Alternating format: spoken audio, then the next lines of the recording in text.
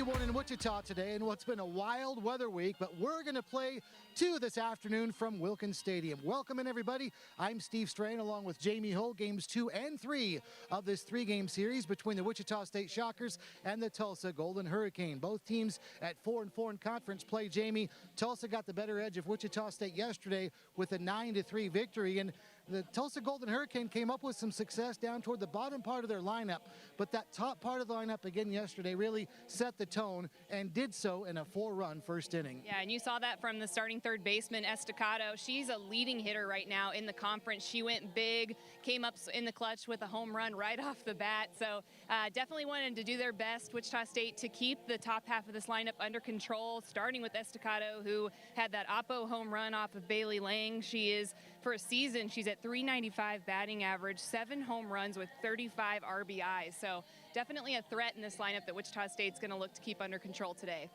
Wichita State did have some success at the bottom of their lineup as well. Madison Paragon, kind of a quiet season for her, especially as of late. Maybe from what we saw yesterday, she's starting to break out of it, though. She did have a 2-run homer in the bottom of the 5th inning, and even in the 2 outs she made, Jamie, I thought she had a couple of really good at-bats. Shockers really need her to get going, though. Absolutely. You know, Madison Paragon looked like a whole different hitter leading up to yesterday, and yesterday she came out swinging. She had a ball all the way to the wall in left field that turned out to be an out, but she came in the clutch with a nice little home run, actually off of something that Watson really did well with, and that's that off-speed pitch low in the zone, and she took it yard. So if Wichita State can kind of pick out the pitches that they really want to, they might really see some success, even with some of these pitchers' best pitches that they've got going. That could really be a challenge in game number 3. That's when we'll see Emily Watson again, the outstanding pitcher for Tulsa, leading strikeout pitcher in the American Athletic Conference, 11 more Ks yesterday. She will not get the start in game 2. That means we expect to see her in game number 3, but boy, was she on for the most part yesterday. Yeah, Emily Watson was using her best stuff yesterday. We saw a lot of low rise balls, high rise balls, a lot of tighten in with the screwball on right-handed batters, and then went away from the left-handed batters, and then of course came up with that really great changeup. So she was really feeling good yesterday. Wichita State's absolutely going to see her again in this series. It's just a matter of really figuring out their game plan at the plate. And as I mentioned, both of these teams now with 4 wins in conference play and 3 losses, kind of a logjam toward the middle of the conference standings. And those 2 Florida schools, though, Central Florida and South Florida, still really setting the tone in the American right now. Absolutely. Those 2 Florida teams are setting the tone, just like you said, Steve. And then you look down and you see Memphis and Houston right there in the heart of it. And that doesn't really surprise anyone. Wichita State saw Memphis, lost 2 out of 3.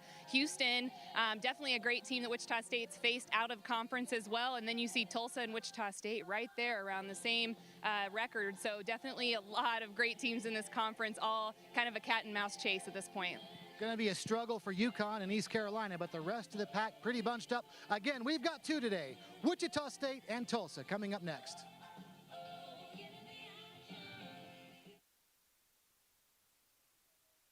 Introducing Dunkin's new cold brew coffee, steeped slowly in cold water for small batches with an ultra-smooth, full-bodied flavor. Discover the craft of cold brew today and keep on. America runs on Dunkin'. Charles Koch Arena is the place where we gather as a community to compete against the very best. Now our game plan is to renovate Koch Arena by adding a new Student-Athlete Success Center. Your tax-deductible gift can help deliver that slam dunk. Join us at the level that is right for you. Donate online at wichita.edu/shocktheworld.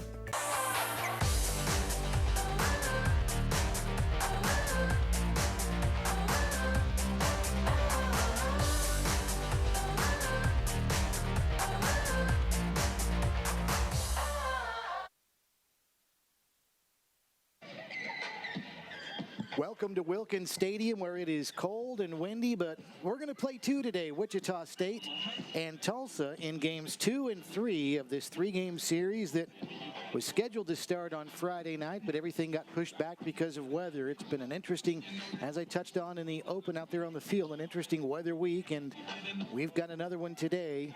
A windy day, and it's cold. Sure looks like the wind blowing harder than that right now by the looks of those flags. The good news, Jamie, is that at least the wind today is out of the south. We've had a north wind a lot lately, but tonight it's out of the south, and that's not only going to make it a little bit less cold than it normally is, but it could enhance the possibility of some fireworks today with the offense. Yeah, and although you might want to see some sun to warm things up, it did cause some havoc for the outfield for both teams, Weber being one of those kind of victims to that, so definitely not going to be a factor today.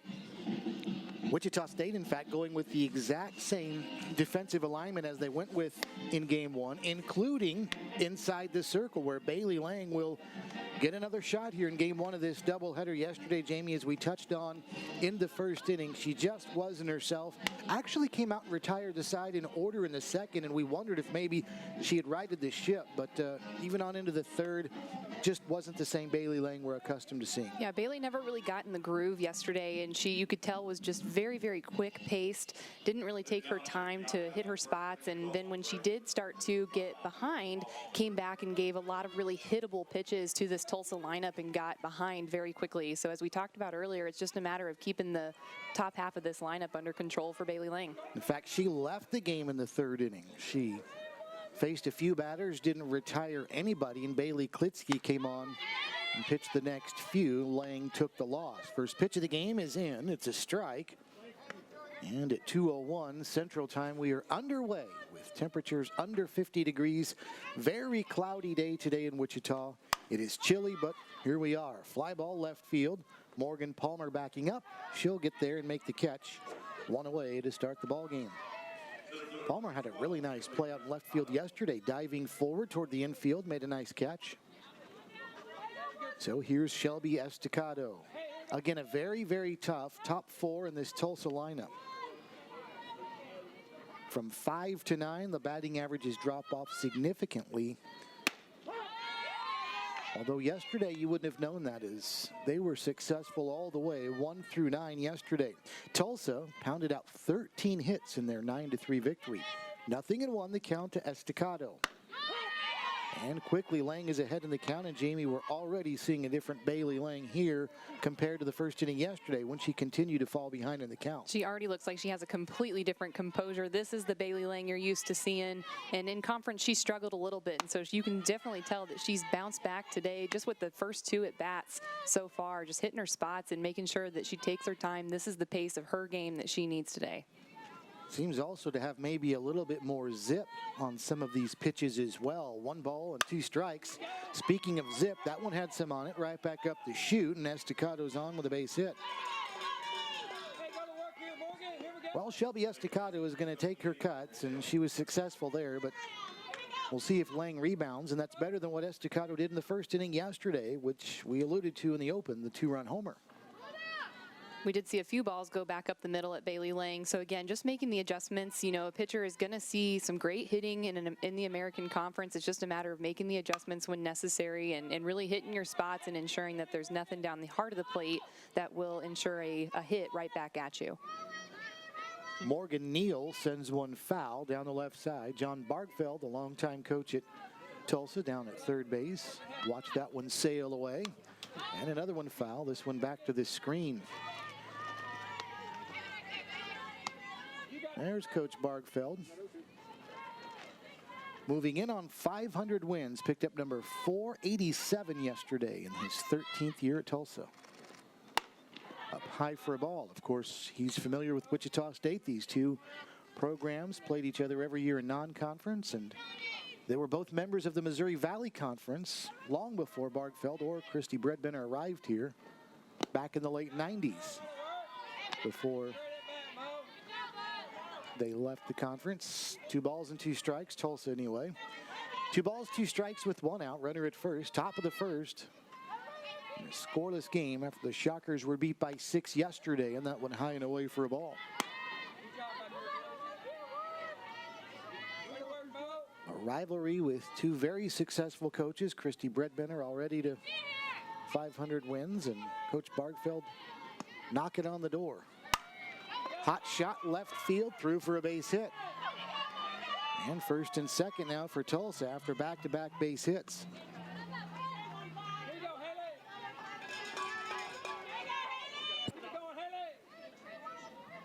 Looks like Tulsa's doing a good job of hitting here in the first inning like yesterday, Jamie, but still I think this is a different Bailey Lang. I think this is just a situation where you credit the Tulsa hitters. A really good swing right there. Yeah, Neal got a good piece of that. In her first at bat against Lang yesterday, she struck out, so she's definitely making the adjustments against Bailey Lang to put the ball out into the outfield on that base hit and keeping her offense alive in this first inning. And this one comes in tight, and it hits Haley Minen. So they are all of a sudden loaded, and when Lang looked like she had pretty good command, all of a sudden she hits Minen, who's the cleanup hitter, and just like that, they're loaded with one away. You can see this ball just get away from Bailey Lang. Definitely was going toward the right part of the plate that you could see Paragon set up in, but then just went way too far and definitely into the batter's box to hit Minen and send her over to first. Now, this is where the way the season has gone, batting averages for Tulsa players start to drop off. Tori Stafford steps in now at 254. She was 2 for 4 yesterday, as again the bottom 5 in the order did have some success yesterday, but we'll see if Lang can just regroup here, get something across, and who knows, maybe even get a double play. Pretty good pitch right there. She took something off, but maybe a little bit too much, and it sunk down for a ball, 1-0. Bailey looked a little frustrated there, like maybe she wanted that one and thought she had it.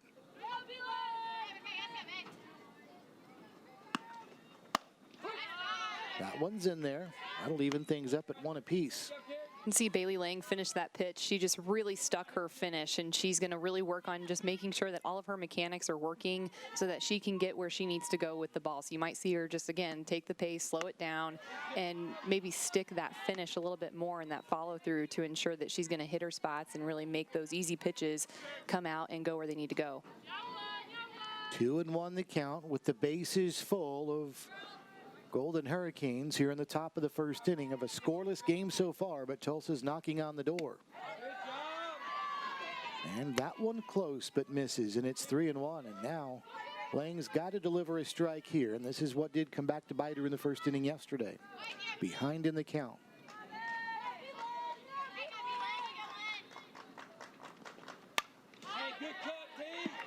Foul to the screen, and the count's now full. Tulsa's team batting average at 288, so it moved up about 3 points after their 13-hit performance yesterday. Wichita State at 274, so they dropped just 1 point from their 275 when we started play yesterday. Shockers with 6 hits on the afternoon. Chopped foul, and the count is still full at 3-2. Really big pitch right here. If Lang can get an out, especially if she can get one without a run scoring, then there would be 2 outs. As you can see right there, Stafford fouling it off of her hip. So we'll try it again. Here comes the 3-2, strike 3 called, and a good pitch by Lang, one she really needed. 2 away. That's a huge pickup from Lang. We saw earlier in the at-bat against Stafford had a called ball that everyone thought may have been a strike, and there you see it there. Coming back, Lang with some hard stuff right inside on that inside corner and getting the K. Now Riley Spell is in and takes one low and away for a ball. 1 ball and no strikes. Spell had a hit yesterday in 2 plate appearances. Has the average now at 226, but she's got some pop. As you can see, 5 home runs. But it's 2-0. Lang has fallen behind again.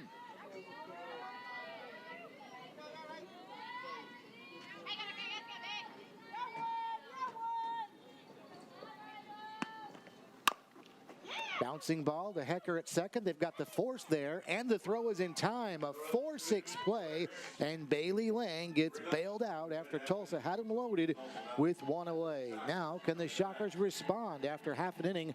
Tulsa nothing. Shockers coming up. Become a part of history at Wichita State University by helping us complete X Stadium. A new 10,000 square foot performance facility will give our baseball, softball, tennis, and golf student athletes the strength and conditioning training space they need. Your tax-deductible gift will help us knock it out of the park. Join us at the level that is right for you. Donate online at wichita.edu/Shock the World.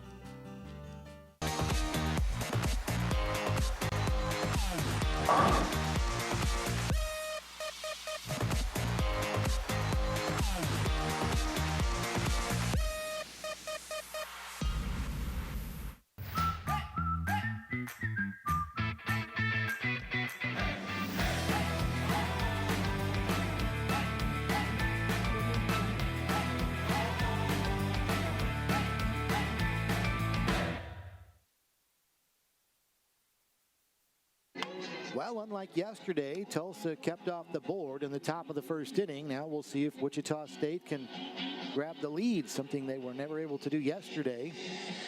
Against a different pitcher again today for Wichita State, as the Shockers are going to see Samantha Pokop center circle, and there is the Tulsa defensive alignment outside of Pocock. Again, it's not Emily Watson, but Pokop in the circle, and also Shelby Estacado has moved out to center field. She was at third base yesterday, so a versatile player defensively, obviously a very good hitter. And here we go. Shocker batting lineup looks just like that. Mackenzie Wright, red hot again yesterday. A couple of hard hit base hits. She'll lead things off. Asia Weber with a nice showing yesterday. Moves all the way up to the 2 spot today, Jamie. Yeah, that's Weber's been doing a really good job making the adjustments from the left-hand side of the plate. And when you see, someone really making a difference in the lineup, it's all a matter of doing a little bit of movement and see if it can make a difference here today. Mackenzie Wright now with a 9-game hitting streak, and she's reached base in 16 consecutive after yesterday picking up a couple more hits. 2 hard hit balls, 1 to center and 1 to left. Pitch is high and away for a ball. Bailey Nickerson had been hitting in the 2 spot for Wichita State. She has moved down to the cleanup, so it'll be Wright, Weber, Derrico to get us started here in the bottom of the first. Hot smash right back to Pokop, and it'll deflect off of her body. Then she'll throw right out, and boy, tough luck for Mackenzie right there. She hit that one right on the screws, but right back up the chute, and everybody asking Pokop if she's okay, and she looks like she is, fortunately.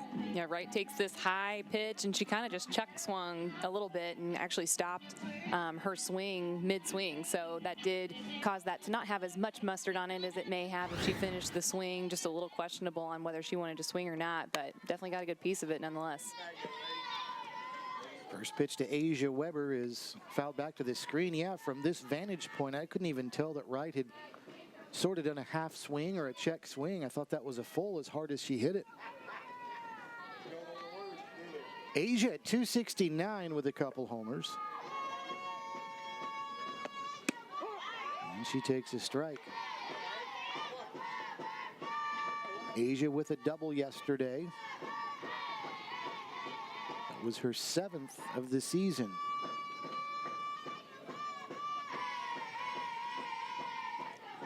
Nothing in 2. She's behind on the count and takes down and away, and the count is 1 ball and 2 strikes.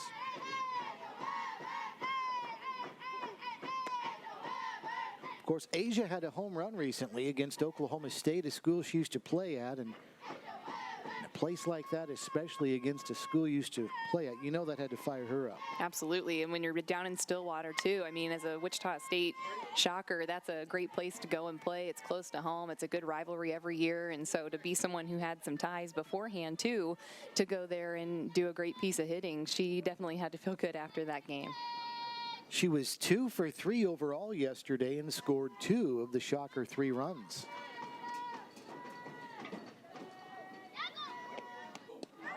And that one hit her, and down to first base she'll go. So it came in tight to the left-handed batter.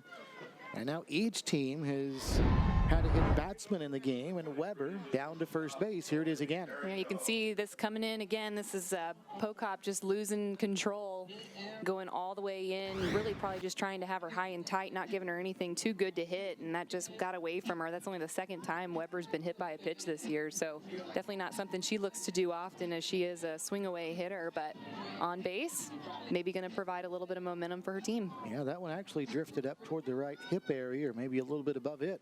Asia's fine. Next batter, Lori Derrico, who chops one foul up the third baseline.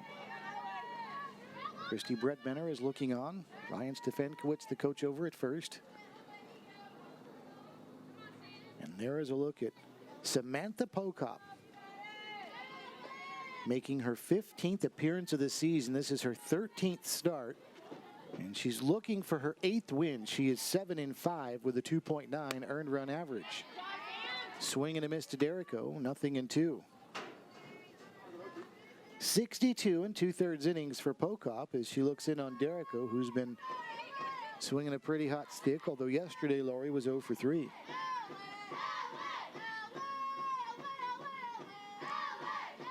And the 0-2, foul to the net. Still 0-2.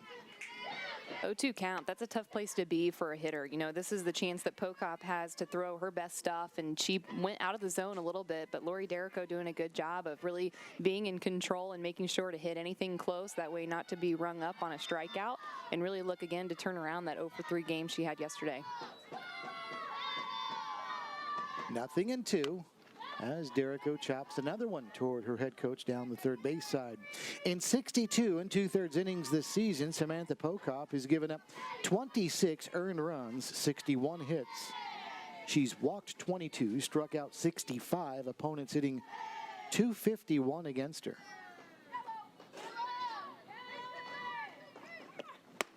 Swing and a miss, and down goes Derrico. There's 2 away. First strikeout of the game for Pokop. There you see Pokop going out of the zone. When you're ahead as a pitcher, 0-2 count, that's going to be your bread and butter pitch, and she's got that rise ball. We saw it a number of times against Derrico in this at-bat. Really out of the zone, but a great pitch to come back with in order to get the strikeout. Pokop is just a freshman. She is from Henderson, Nevada. Basically a suburb of Las Vegas, as here's a smash by Bailey Nickerson down the left field line, and it's out of here for a 2-run homer, and Wichita State's drawn first blood.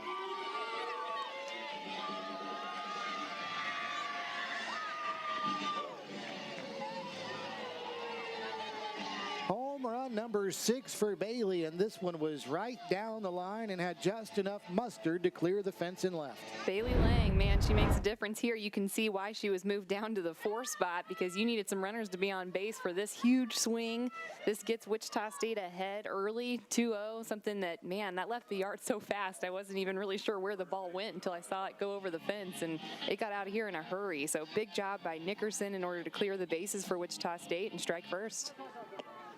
Runs batted in 20 and 21. And now stepping in is Riley Buck, and I think we had a music interruption, so that was no pitch.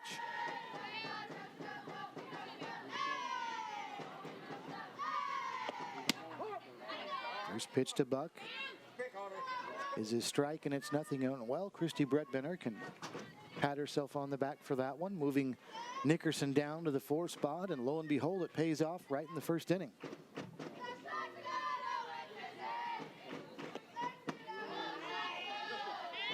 Buck takes down and in for a ball, and it's 1-1. Yeah, it didn't take that one long at all to get out of here. Yeah, you look down, you look back up, and next thing you know, it's over the fence. That was definitely a hard-struck ball by Nickerson. This one to center, and going back is going to be Estacado, and she can't catch it. And it rolls down toward the fence, and by the time they pick it up and get it back, Riley Buck is down at second base. That might be an error on Shelby Estacado. Looked like she got a glove on it. Here it is again, and we'll find out for sure. Nonetheless, the Shockers with a runner at second. Yeah, you can see this one taking Estacado all the way back. She's on the run as fast as she can go, and I have a feeling that maybe the fence had something to do with her fear there. She was getting pretty close to running into it and still had some time to make the grab, but otherwise definitely something that probably caught her attention early and then caused the mishap. Now Paige Llewellyn is in, and the first pitch is fouled back to the screen. 0-1 to Paige. And again, Shelby Estacado in her defense played third base yesterday. Don't know how much center field she's played this season, but I think you're right, Jamie. She did look a little hesitant as she got closer and closer to the fence. Llewellyn takes one off speed. It's a strike. That's been ruled a hit 0-2.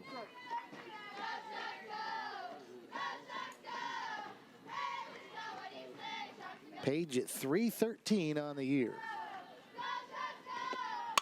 And she rips this one down the left field line. That's going to be a hit. They're waving Buck around third. She'll score easily. RBI base hit Paige Llewellyn. Wichita State now has a 3 spot in the first inning. It's 3-0.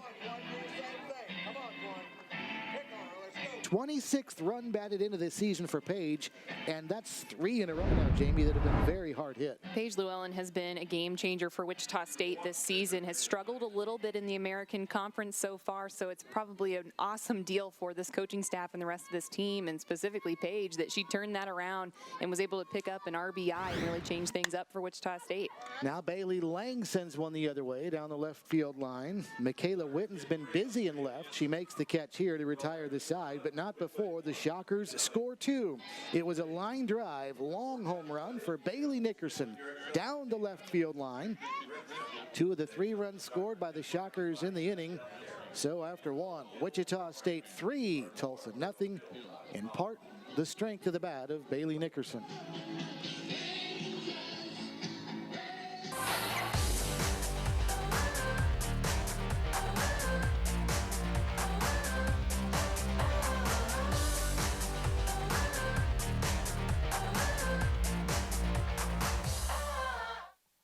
Introducing Dunkin's new cold brew coffee, steeped slowly in cold water for small batches with an ultra-smooth, full-bodied flavor. Discover the craft of cold brew today and keep on.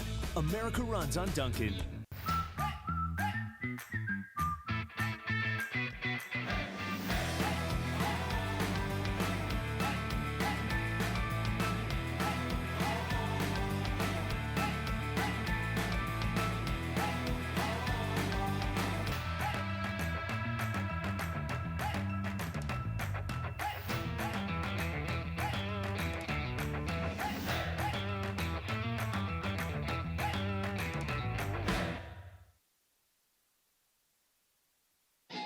Shockers played 3 in the bottom half of the first inning, so they've got a 3-0 lead.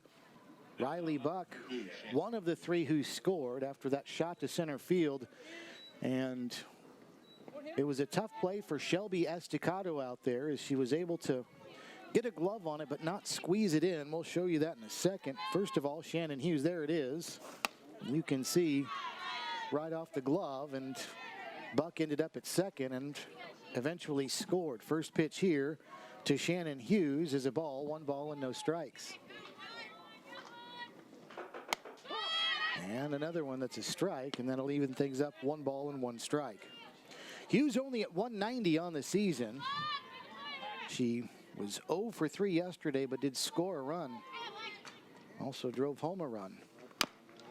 Chops this one foul. 1-2.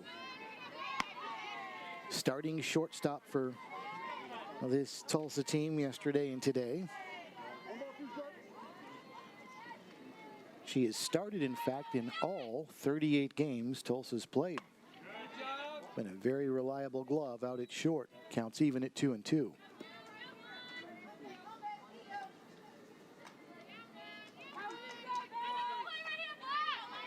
Hughes showing bunt, but with 2 strikes, you'd think she wouldn't be. She's not, but she still strikes out. Went around, and Perrigan applies the tag, and that's strikeout number 2 now for Bailey Lang. Again, Bailey Lang looking like she's really settling in. She's getting ahead of these Tulsa hitters. In the first lineup, gave up a few hits, but really coming back, as you can see there, with her off speed, able to throw her good stuff into the dirt, and really picking up a great strikeout out of Hughes. Here's Sarah Bryers now. And the first pitch is strike to her, and it's 0-1.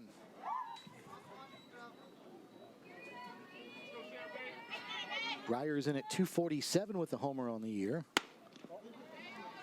Well, we were analyzing Bailey Lang in the first inning compared to yesterday. Now let's compare her to the first inning, where she started off pretty well. ran into some trouble. The bases were loaded with one away. She got out of the inning, but now she's been given a 3-0 lead, and that's got to boost your confidence as well. Absolutely. We talked about that yesterday as a starting pitcher. It's a lot of pressure to go out there and get things going, and sometimes that can be the toughest inning that you have. And so she did kind of struggle a little bit, but was able to come out of it, had some confidence going into the dugout, and then her offense really helped that out coming back out into the field. Hot shot to third. That's not getting by Mackenzie Wright, because not many things do. 5-3 put out, 2 quick outs here in the top of the second inning. Mackenzie going down to an E, making that one look easy. How about the play she made yesterday, throwing from her knees after diving to her left? She's made some of the most amazing plays that I have ever seen, and she is someone who just reacts so fast and really is able to keep this defense just led really, really well. She's going to talk a lot. She's going to make those great plays when she needs to. She just comes in the clutch in big situations, and her senior year has been one for the record books. Michaela Witten is up there, and she's got the count level, 1 ball and 1 strike, 220 she's hitting on the year, no homers. Number 9 hitter in the Tulsa lineup, so we'll go back to the top of the order with Julie Hollingsworth next. Sent to the right side. Weber moving over toward the line, tracks it down, and a very quick 1-2-3 for Bailey Lang. Good inning for her after 1.5. Shockers 3, Golden Hurricane nothing.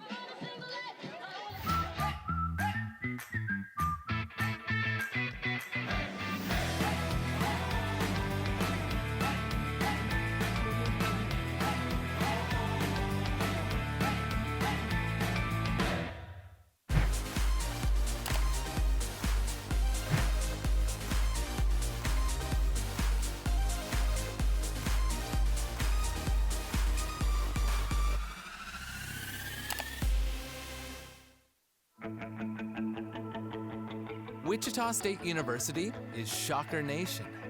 We exceed expectations, push boundaries, seize opportunities, and move boldly ahead. We are student-centered and innovation-driven. It's who we are. Our vision is simple but powerful. Create, innovate, collaborate, and celebrate. With one unifying purpose: to shock the world.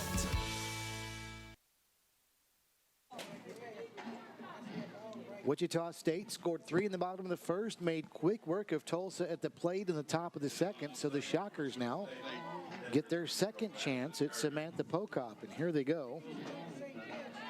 And it'll be Madison Perrigan that'll lead things off for the Shockers.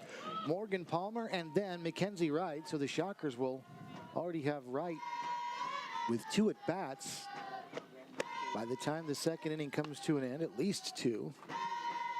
First pitch to Perrigan is a ball, 1-0. Hit her 4th home run of the season in the 5th inning yesterday. Sends this one foul on the right side. Madison Perrigan was only one of 2 Shockers who didn't strike out against Emily Watson yesterday, so she's definitely seeing the ball well, able to really put her bat to the ball and really do something for this Wichita State offense so far this weekend. And speaking of Mackenzie Wright, she was the other that didn't strike out, and this one struck well. Deep to left, and it's over the scoreboard and gone. 2 days in a row for Madison. She is on a tear now, and the Shocker lead is 4.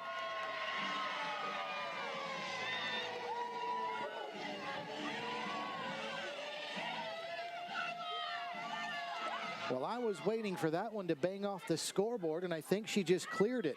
Yeah, that was a hard struck ball. We thought we saw one from Nickerson, but that one had a lot of height to it. You can see Madison Perrigan knew it was over. She wanted to watch it the whole way, and you can see here in the replay how it just completely goes right over the scoreboard and bounces all the way out into the street behind Wilkins Stadium here. That's a big outfield out there, so it's a lot of space that she had to clear to go all the way to the street. What a hit from Perrigan. Well, they're coming in bunches for Madison as Morgan Palmer is in 0-1. In back-to-back days now, Perrigan has gone yard. Here's the 0-1. It's high and away. Remember when the Shockers played Arkansas, Jamie? She had the only run of the game. It was a home run. And then in the very next game, which was not until Friday, I believe Missouri State or Western Illinois was the opponent, she had another home run. So they seem to come in bunches for her. As this is a fly ball to left field. Witten is going to retire.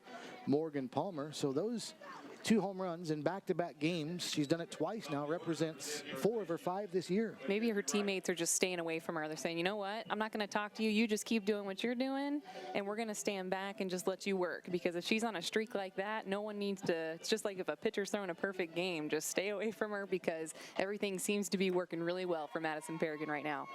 So here's Mackenzie Wright now with 1 away, and she takes one that is away, and it's 1 ball and no strikes. Mackenzie had a check swing in the bottom of the first inning and hit one about as hard as you'll see for a check swing, and it went right back to the circle, and Pocock made a nice play on it. So she's 0 for 1, and she takes this one for a ball, and it's 2-0.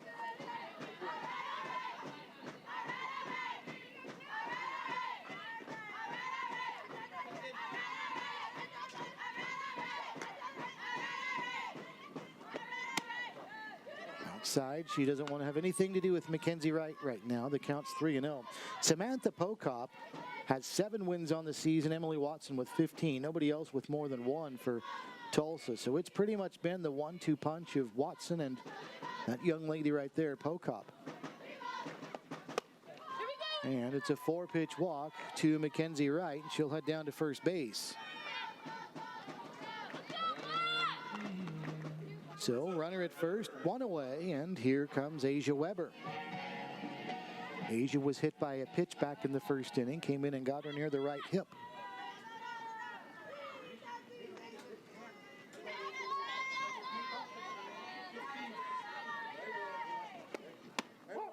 Takes a strike on the outside edge. It's 0-1.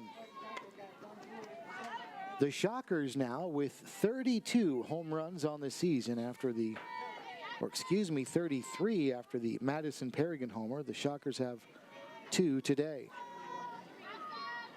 Tulsa only with 21 home runs coming in to action today. Swing and a miss by Weber. She's down in the count, 0-2.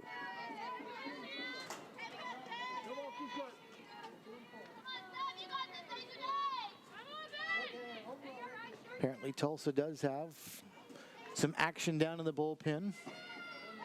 So we'll see how long the leash is for Pocock. This one is struck pretty well. Left field, going back is Witten, and she can't come up with it. And now there'll be a throw to third, but Mackenzie Wright's going to get there safely, and the Shockers with 2 in scoring position.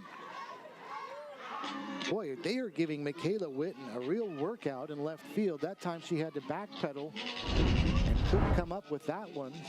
With the wind blowing out, that one continued to carry this one. Yeah, you can see her just kind of getting mixed up on her feet. She actually maybe took 1 too many steps towards center field and ended up overrunning that ball. You see Mackenzie Wright taking advantage of the miscue and going all the way in safely to third.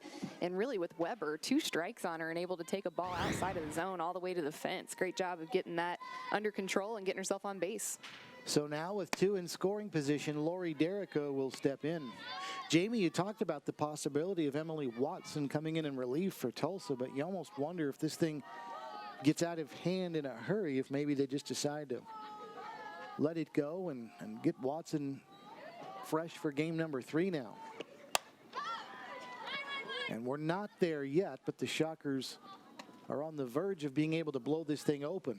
Fly ball out here for Derrico, and that's out number 2. Wichita State leading 4-0, but they've got a pair in scoring position.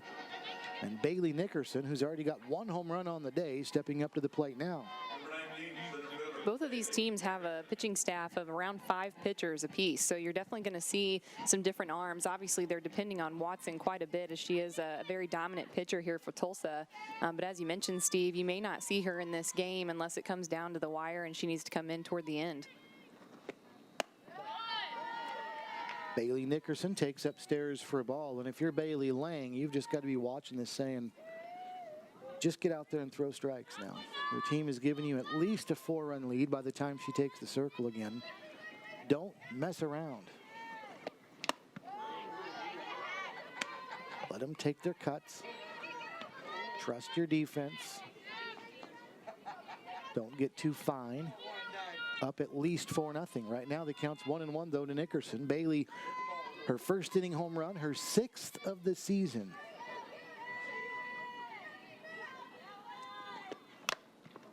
And she fouls that one. I think that one went off the catcher's gear of Spell behind the plate. Count is 1 ball and 2 strikes. And again, in case you missed it earlier, Bailey has moved down to the cleanup spot for Wichita State. She had been hitting out of the 2-hole, but Asia Weber's up there now. Nickerson is down to the 4 spot. Here's that last foul tip again. Oh, that actually was Bailey that had that one go off of her as she swung through it. Now fouls this one back to the screen, and it's still 1-2. Yeah, you'll see some hitters at the Division I level wearing a face mask when they hit, because that is a common thing to have a ball, you know, it's a foul ball come up back at you. And so with Nickerson not necessarily wearing one, but you'll see Riley Buck, who's actually on deck, who does wear one. So it is an option in Division I softball to choose whether you wear one or not at the plate. This one fouled over toward the third base dugout. And the count is still 1-2 as it's out of play. This is the 48th meeting between Wichita State and Tulsa. Shockers have a slight edge, 25 wins, 22 for Tulsa.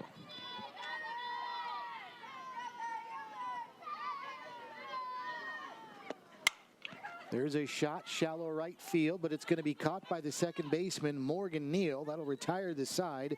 Shockers leave 2 in scoring position, but Madison Perrigan, in back-to-back days, has left the yard. She's helped the Shockers to a 4-0 lead.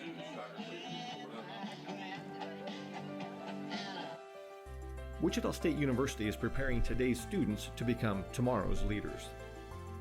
The Shock the World campaign is raising $25 million in private funds for a new home for the W. Frank Barton School on the Innovation Campus.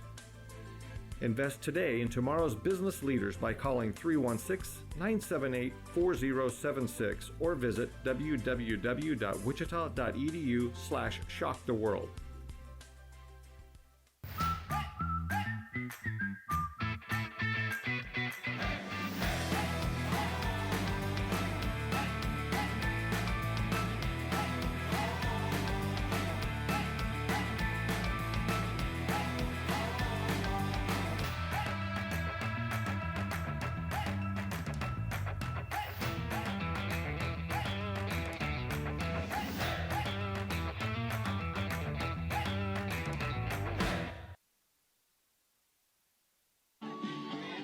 Well, Tulsa is down by 4, but they've got the lineup to start the third right where they want it. The top 3, Julie Hollingsworth, Shelby Estacado, and Morgan Neal. As the Shockers have outscored Tulsa by 4, they've out-hit them by 3, and here we go. Hollingsworth to step in, having flagged to left to start the game. And Bailey Lang sends one down low for a ball, 1-0. But again, let's see if Bailey doesn't just really focus on throwing more strikes here, not trying to be too fine with a 4-0 lead. Bouncer here, quick play to first, and it's going to go into shallow right field. And on over at first base is going to be Hollingsworth. Tough play for Bailey. She was the only one that had a realistic chance at that, had to hustle out of the circle, then whip around, basically do about a 360 and make a throw to first there that she knew she'd have to hurry on. Yeah, you can see Hollingsworth. This is just what she does. This is why her on-base percentage leads the team and why she really does a great job of getting on base in that leadoff spot, because what she's always going to do as a slap hitter for her offense is put that ball on the ground as hard as possible and really depend on her speed to get there. So she's got 44 hits, that being her 45th on the season, and it's truly because she's able to put the ball where she needs to get on base in the leadoff spot. I think Bailey did more of a 180 there, maybe half of a 360. Facing the plate, then whipped around to first. Probably a 180. Definitely a tough play. But you get the idea. Shelby Estacado stepping in now. And that play has been ruled an error over at first as Estacado sends one down the right field line, and it's going to slice just foul.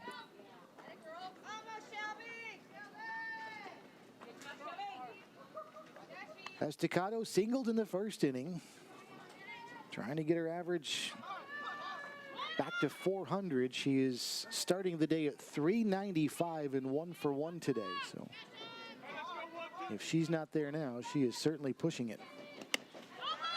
which is down. Good stop by Perrigan right there. Moving down to her right like a hockey goalie right there. Had to keep that one from getting away from her. That was a fabulous dig, because if that would have even gone anywhere outside of her glove, you knew Hollingsworth with the speed at first was taking second base on that.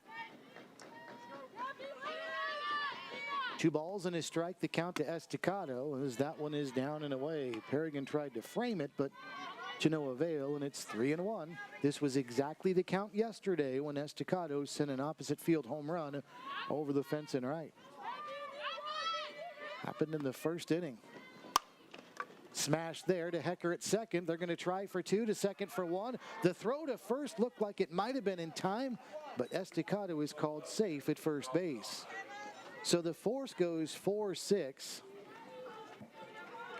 And looking at it live, I thought they were going to get the 4-6-3, but Estacado safe at first base. Yeah, you can see that Estacado just got this one right off the end of her, or actually even on the inside half of the plate. So she was actually inside out in that ball all the way over to Kaylee Hecker, who made the nice toss over to Lori Derrico. Does look like Estacado was able to get there safely, but nonetheless a great opportunity for Wichita State that could have turned out a lot uglier as it did yesterday with Estacado's home run over the fence. Yep, good call at first, runner at first, 1 away. Morgan Neal is in. She's seen 2 pitches, 1 of each. 1 ball and 1 strike. Neal singled in the first inning. She was stranded at second. Now she's 2 for 2. Smokes one up the middle for a base hit. Stopping at second base is Estacado, and with 1 away, first and second for Tulsa.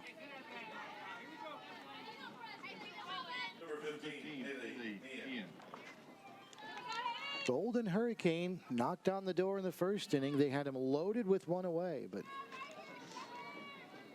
Bailey Lang was able to take care of business, and Tulsa did not score. They've got 2 on here. Slow grounder to first. Buck's only play will be to step on the bag, but they're now 2 away. And Bailey needed that one, and she got it. Runners do move up to second and third, but they're now 2 away. You know, we talk a lot about dominant pitching in softball, and usually the definition of that's going to be strikeouts. We saw that a lot with Watson yesterday for Tulsa, coming up with 11 strikeouts against Wichita State. But it doesn't take dominance to win, and you see Bailey Lang getting a few ground balls. That's also going to make a huge difference in the on the mound for a softball program if you're able to get some nice, easy ground balls to your infield and get the outs when necessary. Tori Stafford is in, 0-1 the count to her. She is 0 for 1. And a good job that time by Lang of painting the outer edge. 0-2. Stafford caught looking in the first inning. Perrigan framed that one well outside, and that's right where it went. So it was a ball, but Lang hit the target, 1-2. Bailey Lang with a strikeout in the first and a strikeout in the second. Up high for a ball. At this stage yesterday, it seemed like Emily Watson had about 9 strikeouts. She went on a string of 6 straight shockers she had struck out to end the first, and then retired the side in order by striking it out in the second. There's a strikeout for Lang, her third. She's got 1 in each inning, and now Tulsa has stranded 5 and 4 in scoring position after 2.5. 4-zip shockers. Introducing Dunkin's new cold brew coffee, steeped slowly in cold water for small batches with an ultra-smooth, full-bodied flavor. Discover the craft of cold brew today and keep on. America runs on Dunkin'. Charles Koch Arena is the place where we gather as a community to compete against the very best. Now our game plan is to renovate Koch Arena by adding a new Student-Athlete Success Center. Your tax-deductible gift can help deliver that slam dunk. Join us at the level that is right for you. Donate online at wichita.edu/shocktheworld.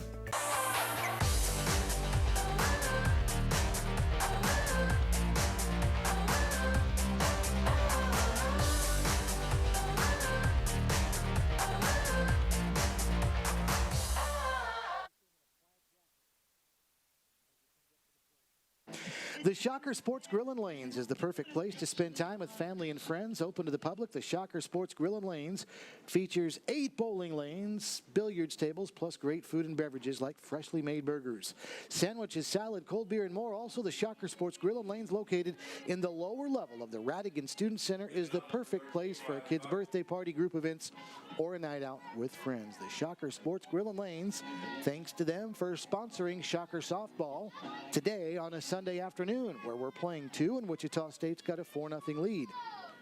And here we go into inning number 3, and stepping up first, Riley Buck takes the first pitch for a ball, 1-0. Riley had a double in the first inning. That was the one that was sent to center field. Shelby Estacado got a glove on it, but couldn't squeeze it in, and it was ruled a base hit. And there is another hard hit ball, and maybe the second double of the day for Buck. It will be, sliding into second as she crushed that one to the gap in left center. And this Shocker team is not getting cheated with their cuts today. Second double of the day for Riley Buck, and here it is. Riley Buck has a great batting average, but she struggled to really put a nice bat on the ball. And man, she has done a great job adjusting today. She hit that ball hard all the way to the wall. You see Estacado picking it up, and Riley Buck able to slide in safely at second base easily. So definitely seeing the ball and hitting the ball very well today. That is her 8th double of the season, and now Paige Llewellyn. And Paige made good contact her first time up. Singled right down the left field line. And maybe now that Perrigan appears to be breaking out of it, let's see if Paige can get going with the stick here this series. 0-1. Down and away. Counts even now, a ball and a strike. Paige's single also produced a run in the first inning. Run batted in, number 26 for her.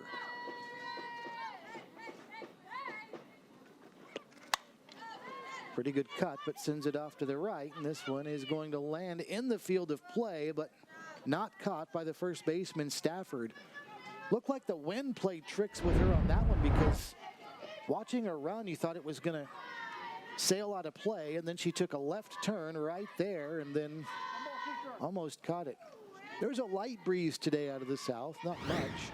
That's not an easy angle, though, if you're a first baseman, no matter if there's wind or not. So Paige gets another chance and sends another one foul. Llewellyn's 26 runs batted in, by the way, most on the Shocker team. Lori Derrico is next with 24.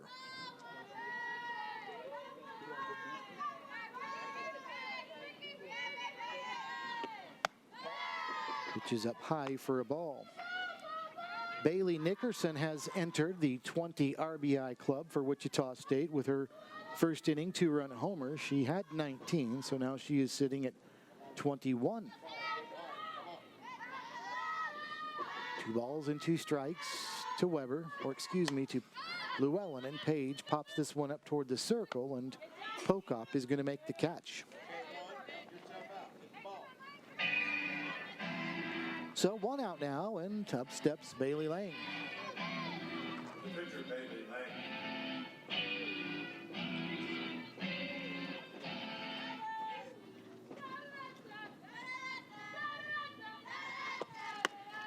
Bailey takes away 1 ball and no strikes.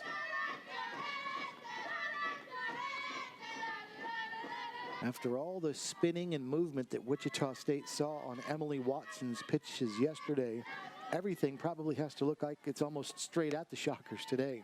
They've done a lot of different stuff too. You know, against Pokop today, we've seen a lot of action out in like left center and left field as well. And yesterday against Watson, barely at all. I think most of the balls actually went on the right side out to right field. So definitely a little bit of an adjustment the Shockers are making, and doing so in a really good way. Ahead 4-zip. Driven to left center. Center fielder Estacado to her right, but Witten to her left will make the catch as Michaela Witten's very busy day in left continues, and there's 2 away. So here's Madison Perrigan, part of the reason Witten has been busy today, as Madison sent one right down the left field line and out of here earlier in the game. Witten could only watch it sail over the scoreboard. And Wichita State had 3 in the first, 1 in the second. That was Perrigan's solo homer. 1 ball and no strikes to Madison.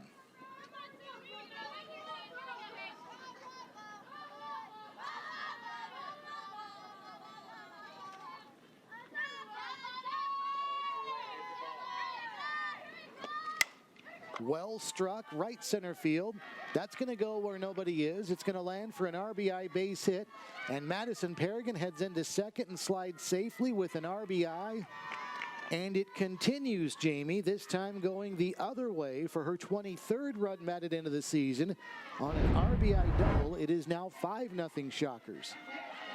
Again, Madison Perrigan's a tough hitter to pitch against today because she's been doing an awesome job hitting both the inside and outside half of the plate. That one going all the way out to right field and having Riley Buck come on in, easily standing up, coming in to score for the 5th run of the game. So here's Morgan Palmer now with a runner at second. Takes a strike, and again for Madison. It didn't start, we thought, yesterday with the home run, but with the fly out to left field with 2 strikes, she made really good contact, and you wondered if that was the start of a turnaround, and it appears it has been.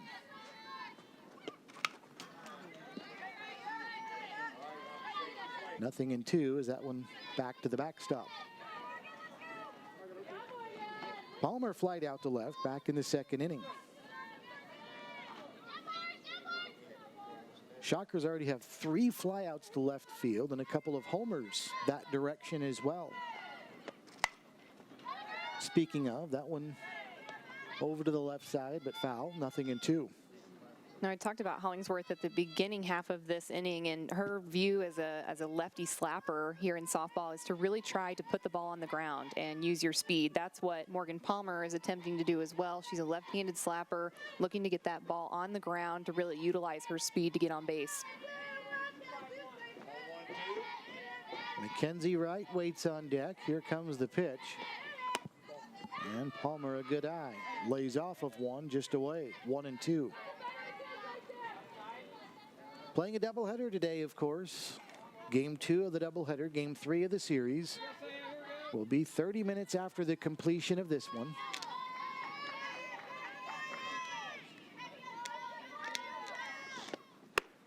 Another one away. Wichita State hoping to go to the 3rd game, looking to take 2 out of 3 in the series. Tulsa will be hoping that the 3rd game could be a chance at a sweep, but they've got some catching up to do if that's the case, because it's 5-0 Shockers.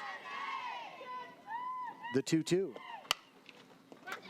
Bouncer to second, fielded by Neal, and a toss to first in time. But Wichita State gets another one across on an RBI double by Madison Perrigan, having a big day for Christy Brettbenner's team. Shockers by 5 as we go to the 4th.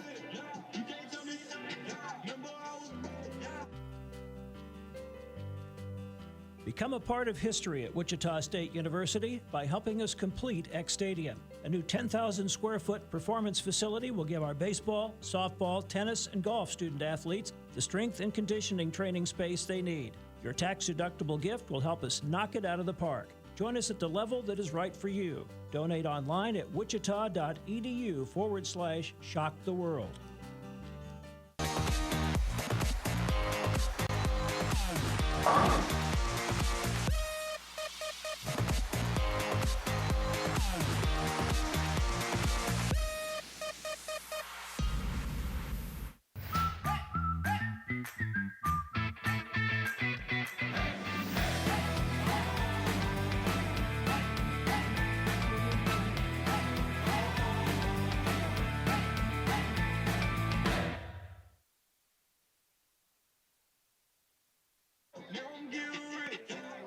Well, John Barkfeld and the Tulsa Golden Hurricane down 5 as their hitters come up here in the top of the 4th inning. Shockers 5 runs, Tulsa with just 5 hits.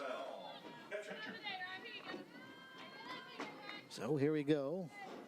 Riley Spell to step in, who grounded into a fielder's choice to end the bottom of the 1st inning. For First pitch to Spell, a strike, 0-1. Shockers have given Bailey Lang support with runs, at least one, in all 3 innings they've hit. 3 in the first, then single runs in the second and the third. A strike to Spell, and it's 0-2. It's a dirty off-speed pitch. You saw that one go up in the zone and land right back down into the glove of Madison Paragon. That's an awesome pitch that if Bailey Lang can keep that under control, it's going to be tough to hit today. Spell lays off of that one, and it's now 1-2. Big game for these two teams in terms of the conference standings. Again, they're both at 4-3. Boy, this American battle looks like it's going to be a dogfight, Jamie. That one very close. Lang got squeezed, it looks like, 2-2. And you can see Bailey looks really frustrated right there. Like, where do I have to throw it? Kind of rolled her eyes behind the circle. Well, she might get bailed out anyway. Derrico does just that on a 6-3 putout, and there's one away. As we talked about at the top of the broadcast, if you take away the struggling teams, UConn and East Carolina, the other 6, it's going to be a dogfight. And while Central Florida and South Florida have set the tone, those two teams are going to play the Memphises, the Wichita States, the Tulsas, the Houstons. It's going to be fun. Yeah, and Central Florida actually swept Tulsa last weekend, or before the weekend against ECU. So that's definitely something that just tells you right there that, you know, the Shockers haven't seen the Florida teams yet. But if you want to talk about a good team losing 3 games in a row, that just goes to show you how UCF is playing so far this season. Shannon Hughes is in. The count's even to her. 1 ball and 1 strike. 0 for 1, a strikeout in the second inning. That one dropped down beautifully for a strike. It's 1-2. Bailey Lang with 3 strikeouts. She's got 1 in each inning, and that's Bailey's thing. She is, unlike, say, Emily Watson, not one that necessarily will light it up with the strikeouts. Of course, having said that, there she goes. A strikeout, strike 3 to Hughes. And now she's still got 1 in each inning. But Bailey likes to get more ground balls than a lot of pitchers do. But right here, why not? A strikeout looking on a pretty pitch. Yeah, if Bailey Lang's going to strike you out the majority of the time, it's because she buckled you up. She actually is one of the leaders in the conference in strikeouts looking. So she doesn't strike out many, but when she does, you're going to see it looking. So today and yesterday, we saw a lot more ground ball outs, getting the big outs when she needed them to be on the ground, use her teammates. But she definitely knows how to strike them out looking. Sarah Bryers is in now. 2 balls and no strikes to her.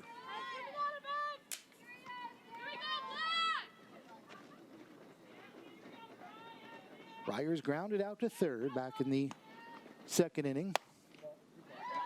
And takes here, and the count is now 3-0.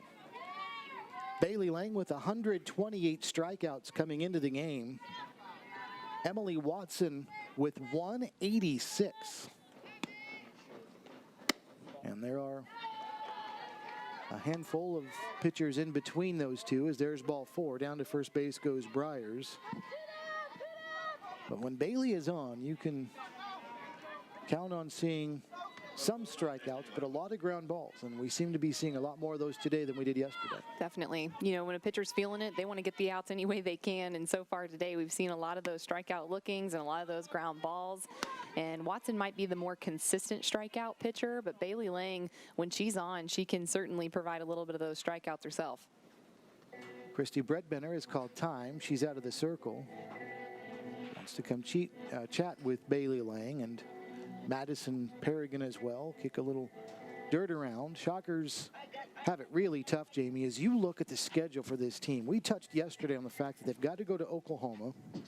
That's going to be a midweek game on Wednesday, and then to Houston, who's got the best ERA in the conference.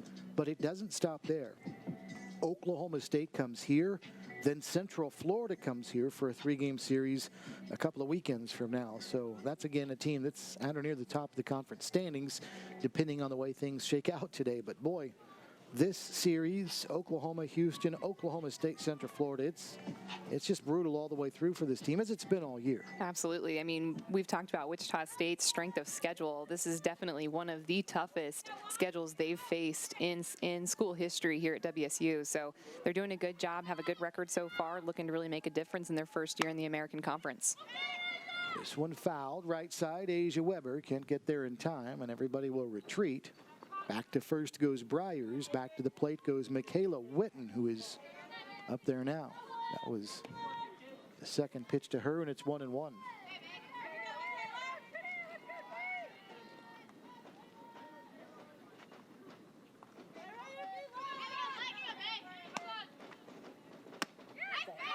Boy, a good-looking pitch.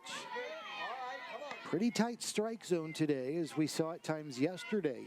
Even when the game got to be 9-3, we saw pitchers getting squeezed. There's a good look at Ryan Stefankowitz with the pitching signal for Paragon and for Bailey Lang, and there is a shot into left field. That'll be a base hit as Witten makes good contact, and that could be a big base hit right there. There are two away, but what it does is it sends Tulsa back to the top of the order with dangerous Julia Hollingsworth. Witten's been a tough out for Wichita State. Although she's in the 9-hole, she has been a very aggressive hitter, doing a great job at the plate against Lang as well as Klitsky yesterday for Wichita State, going out into the outfield with a few line drive hits, so not slowing down any, according to that last at bat. First pitch to Hollingsworth is a strike. Yeah, she is now 1 for 2 today is Witten, so that's 4 for 6 in the series out of the 9 spot for Tulsa. High and away for a ball. Michaela Witten started this day at 220, and yesterday she was only 182, so she has really elevated that average this series. High chopper to short. Does Derrico have a play? No. An infield base hit, as that one was about 25 or 30 feet high after it hit off the ground, and they are loaded for Shelby Estacado. Again, highlighting the speed of Hollingsworth. All she has to do is put that ball on the ground, and it doesn't matter if she does it like this or if she puts a bunt down, but she's got some speed, and that's how she gets over to first base so often, is by really being able to place the ball where she needs to in the infield to get on base. Now Shelby Estacado, who could make things very interesting in this game with one swing of the bat.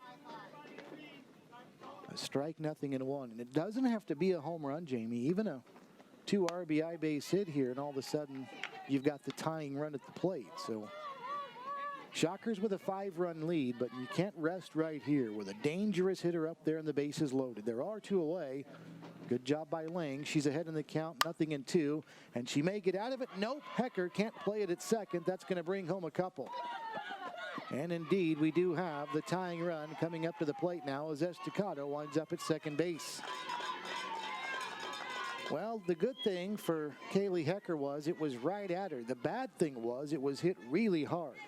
Yeah, it looked like and in an awkward spot, too. Yeah, exactly. I was just about to agree with you on that. It actually took a little skip hop right in front of her, and you can see here it just skids right up on her arm. And she did everything she could, put her body in front of it, went right off of her knee out into center field, and provided Tulsa with their first few runs of the game. So Morgan Neal is up there representing the tying run now. It's a 5-2 game with runners at second and third.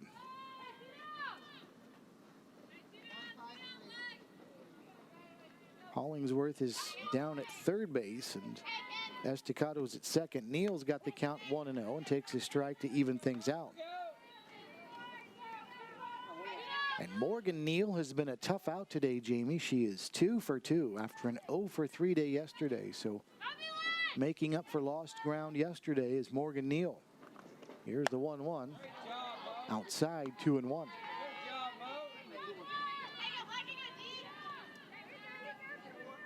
Neal's only got 1 home run on the year.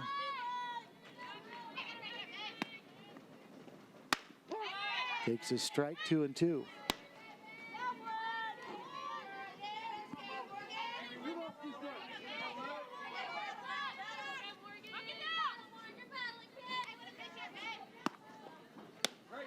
Upstairs.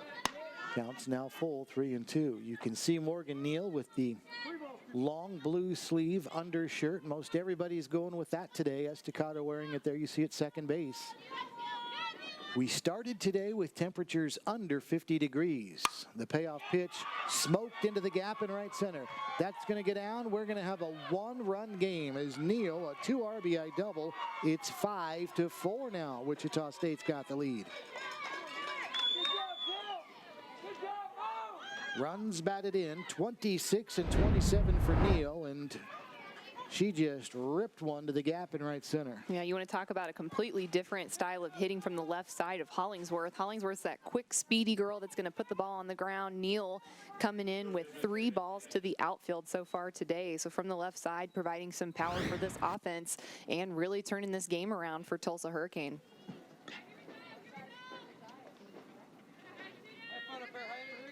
So now Haley Minen steps in as the cleanup hitter, and she represents the go-ahead run, and that young lady there, Morgan Neal, represents the tying run for Tulsa out at second base. Minen takes a ball, and it's 1-0.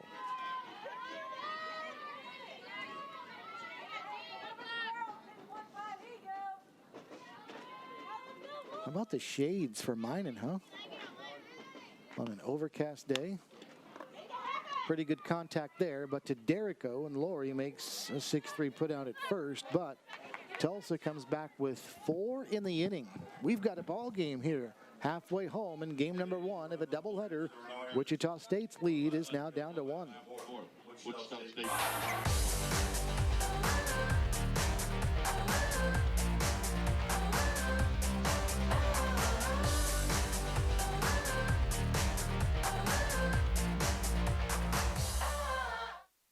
Introducing Dunkin's new cold brew coffee, steeped slowly in cold water for small batches with an ultra-smooth, full-bodied flavor. Discover the craft of cold brew today and keep on. America runs on Dunkin'.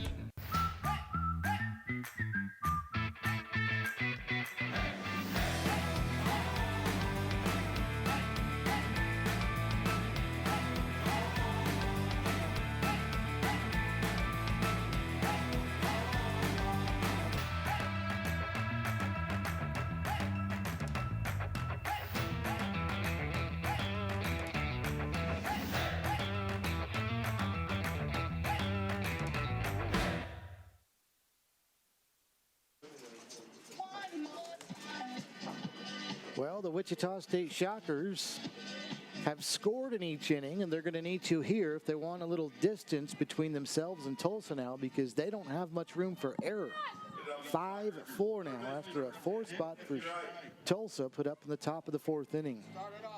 Shockers do have the top of the order to start it. That means Mackenzie Wright is up there, trying to improve on her 9-game hitting streak. She is 0 for 1 today. She has reached base, though, as she walked in the 2nd inning. And I think Mackenzie wanted to swing at that one and held off. She made a little bit of a smile right there, like she was frustrated. It was a good pitch, nothing at 1.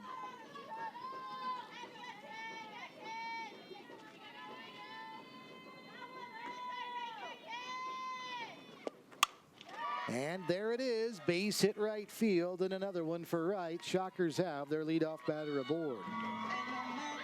So that's 10 straight games now, the base hit for Wright, and she's on at first. And boy, one of the things I like, Jamie, is she's hitting the ball to all fields. Yesterday we saw her pull some, but that one right there going the other way. Yep, and doing a good job leading her offense again. If there's one way to respond to giving up 4 runs in the top half of an inning, it's getting on base right away and getting something started for your offense.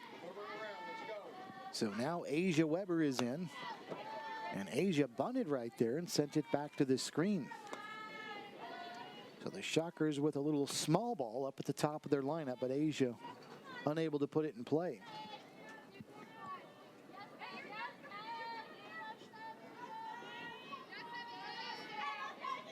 Mackenzie Wright has reached base in 17 straight games now. She did that in the 2nd inning with the walk, but the hit streak now is at 10. Weber pops this one up, and it's foul. And likely the bunt sign will now be taken away from Asia Weber after 2 foul bunt attempts. Asia was in the same situation in the second, not necessarily with bunt strikes, but she had 2 strikes on her when she sent one out to left field. Nice little fly ball out almost to the fence. So definitely someone who can strike back with 2 strikes against her. So Christy Bredbender does take the bunt sign off. Weber swinging away, but another foul. Still 0-2.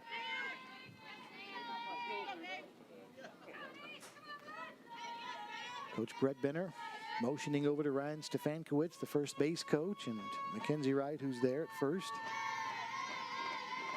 And Weber's ready, and so is poke up, and here we go. Hot shot, this one yanked foul. Coach Stefankowitz had to duck out of the way of that one.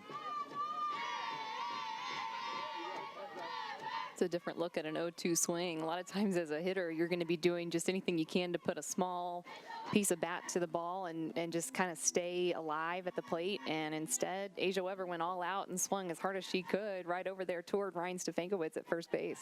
He had to bail out right there. Wouldn't feel good on a cold day to take one hit like that for sure. There's Coach Stefankowitz again, bundled up, hands in the pockets. I've been wondering, Jamie, how unusual is it for a pitching coach to be the first base coach at this level? You don't see that much, do you? You don't, but a lot of teams will utilize their hitting coach in the dugout to communicate with the hitters in between at bats and in between innings. So that's where you get the chance of Elizabeth Economan being over on the inside and really being able to take advantage of some time with her hitters in the dugout. That one down, the count's even at 2 balls and 2 strikes. The other advantage you have, too, with Ryan Stefankowitz being a pitching coach is he can kind of take a look at Pokop and maybe see if he can pick something up that could maybe provide some information to the hitters as well. So really utilizing all of their strengths as a staff and making sure everyone is where they need to be successful as a program. Pitch foul to the screen. The disadvantage is, and you see this in baseball and in some softball, is the pitching coach can talk to his pitcher in the dugout while the team is batting, and the Shockers don't get that when Stefankowitz coaches at first, but hey, it works for Christy Bredbender. Why not? Fouled again, and it's still 2-2. Of course, the Shockers this year also have pretty much all of their pitchers, Caitlin Bingham, Bailey Lang, Bailey Klitsky, now hitters if they're in the game. They have not done that in the past, so that's also something that's different. Last year, Stefankowitz and one of the other Shocker assistants would rotate at first base for a while. Then it was pretty much Ryan's the rest of the way, about midway through the season. Fly ball, left center field, and Shelby Estacado chases it down. Nicole Entz was the Shocker assistant who split some time coaching first with the Shockers. So Asia retired for the first out of the inning. Now here's Lori Derrico.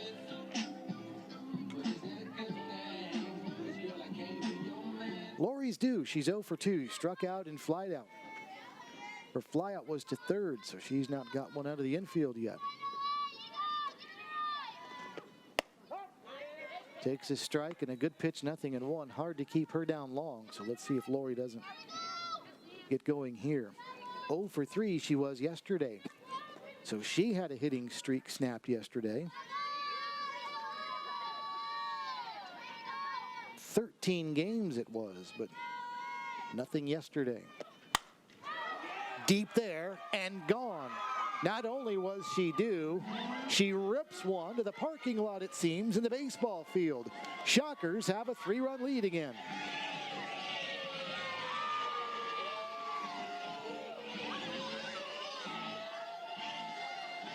7th home run, 26 RBIs now for Derrico, as she, like Perrigan, got every bit of that one. Yep, Lori Derrico's all smiles. She knows she provided a really big opportunity offensively for her team just then, and she knew it. She watched it go all the way out, and you can see the left fielder actually for Tulsa in Witten actually just kind of taking a look at it and knowing as well that that had a lot of mustard on it and was able to get out of here in a hurry.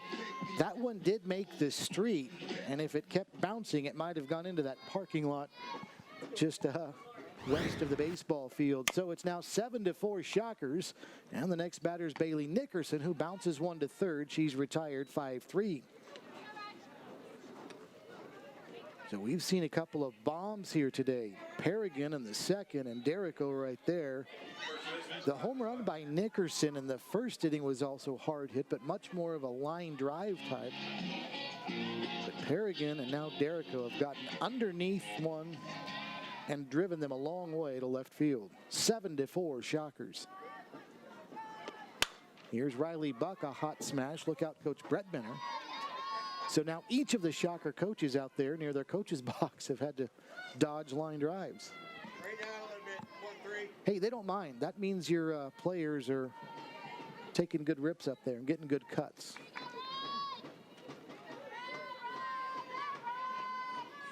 Now let's see if Riley can straighten one out. Swing and a miss here, and it's 0-2. All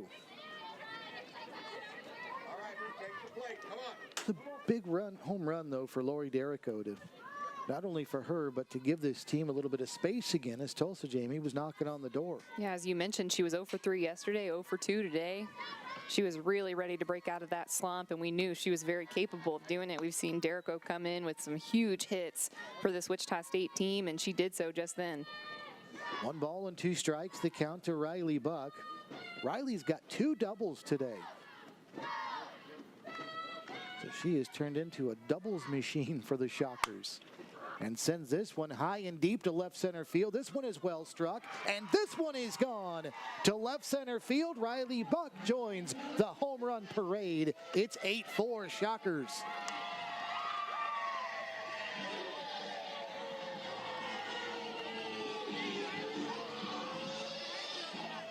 That is her 3rd of the year, Jamie, and how about 2 doubles and now a round tripper for Riley Buck.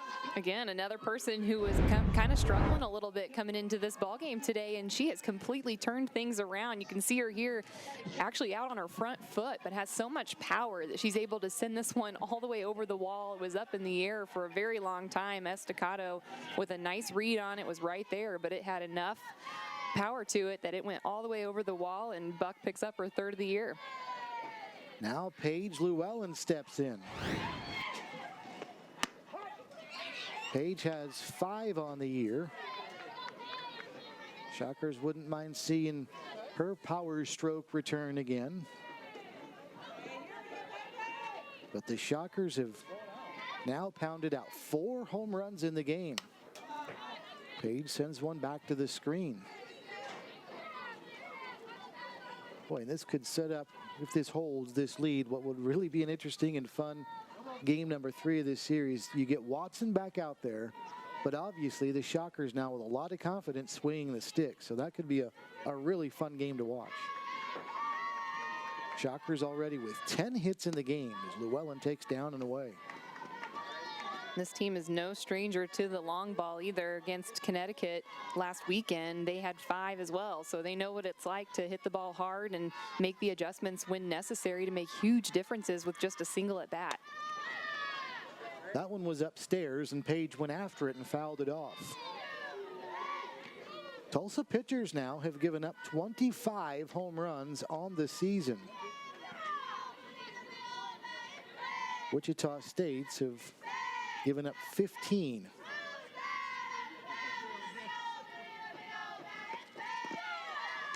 Pitch is down for a ball. So while the Shocker pitching numbers overall haven't been as good as Tulsa's, the Golden Hurricane pitchers have been more susceptible to giving up the long ball, and that's certainly played out here today. The 2-2. That one well struck left field. That one's going to get down, and Michaela Witten, who feels like she's probably ran a mile today, plays that on a hop or two, and it's a base hit for Paige Llewellyn.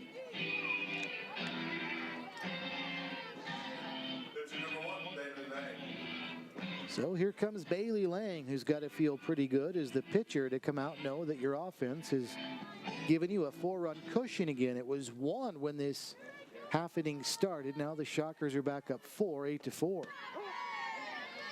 Strike nothing and 1 to Bailey. Yeah, you can't complain when your offense is producing runs every single chance they get. So far, the Shockers with 2-3 spots, 2-1 spots, they're definitely doing what it takes to get some scores across and make their pitcher feel pretty good with the confidence out on the mound. Good cut, but misses. Nothing in 2. It's been a quiet series for Bailey at the plate. 0 for 1 yesterday. Of course, she left the game in the 3rd inning. Today, she is hitless in 2 plate attempts, but be ready, Michaela Witten, because Bailey Lang is not only 0 for 2, but a pair of flyouts to left field. This time pulls one just foul outside the line at first. Once again, the Shockers, whether it's right-handed batters or like Lang a lefty, continuing though to hit the ball to the left side. And that's why I say it's been a very busy day for Witten out in left field. All of the Shocker home runs have been, all 4 of them, to left or left center. And Bailey into center this time, straight away for a base hit.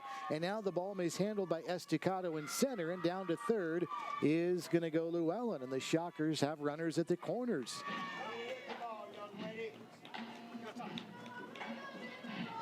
So Lane gets the base hit, and Page goes first to third on what might be an error out in center field. It looked like Llewellyn was going to stop at second, and then she turned on the Jets right there. Yeah, a lot of times for an outfielder, you might see them take a knee when they've got a ground ball coming their way just to make sure the ball stays in front of them and doesn't allow an extra base to be taken. And there you see Estacado letting that ball really play her. It hit off of her glove and went out past her in order to provide Llewellyn with the extra base. Tulsa's going to make a pitching change right here. It looks like that's going to do it for Samantha Pokop, and it's been kind of an adventure for Shelby Estacado out there in center. She had that fly ball that she knew she was nearing the wall and got a glove on it, and it ended up being a double for Riley Buck, and that play right there. She played a solid third yesterday, but it's not always easy, especially when the wind is blowing and you're playing a position you didn't play the day before. And 15 is pitching. That one got through the wickets. So a pitching change being made for Tulsa now, and it's Haley Minen that moves in as Estacado there in the center of those 3 talks about things with her teammates. But Minen comes in to pitch now. She was the third baseman for Tulsa. Minen will make her 9th appearance of the season. There you see 1-1 the record, 3.68 the earned run average, almost twice as many strikeouts as walked in 19 innings pitched this season. Opponents hitting .313 against her in the 19 innings so far. So this may constitute what you would call a mop-up role that Haley Martinez came in for yesterday for Wichita State, now that the Shockers have a 4-run lead. Still time for Tulsa as the Shockers are batting here in the bottom of the 4th inning. Shocker fans, if you want to shop the largest selection of Shocker merchandise at the official store of Wichita State, the University Bookstore is the place to go. Located on the 1st floor of the Radigan Student Center on the campus of WSU, you can also shop online 24/7 at WSUBooks.com. Find everything you need for every generation of Shocker Nation. Join our Shocker Rewards program for cash back on future purchases as well. The University Bookstore, the place to shop. All right, here we go. This is the place to be if you want home runs. Shockers have 4 of them today in an 8-4 lead. First pitch to Madison Perrigan is down for a ball, 1-0. She's got 1 of the 4 homers, does Perrigan. She's also got a double today. So Perrigan with a couple of extra base hits, a run scored, and a couple of RBIs as well. Having a big day in a big series. And that one came inside and it hit her. So Perrigan will go to first, and just like that, they are loaded, as Morgan Palmer will be due up next. Not that this was intentional by any means, but you can definitely see how this is probably one of the safest ways to put Madison Perrigan on the base paths, because today she has been producing with a lot of power. So not, again, that was any type of intentional hit by pitch, but if there's one way that you want Perrigan to get on, it might be with the free base instead of the power that she's seen today. Shockers are actually going to go with Cassidy Kelsheimer as a pinch hitter here. So Kelsheimer is in for Morgan Palmer, and I wonder if Christy Bredbender is thinking here is really get somebody up there that gives you a better chance to bust this thing open. 4-run lead for Wichita State. I mentioned moments ago that's still time for a team like Tulsa, but at the same time, you get a bases clearing extra base hit right here, then you're sitting pretty. Kelsheimer is 0 for 5 on the season, though, as she takes the first pitch for a strike. It's 0-1. Come on,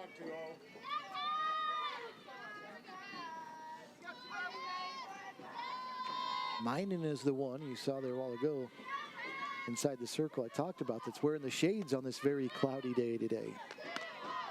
1-1. I kind of think that if you're wearing shades on a day like today, everything just looks really dark. I mean, really dark. Must be part of her routine. We talked about Watson with the rosin bag. Maybe that's just something that she really wants to take advantage of, is Minen with taking on the sunglasses, although we're not really fighting too much sun today. No, we're not. Wonder if she plays poker. Poker players like to wear shades, even in the dark.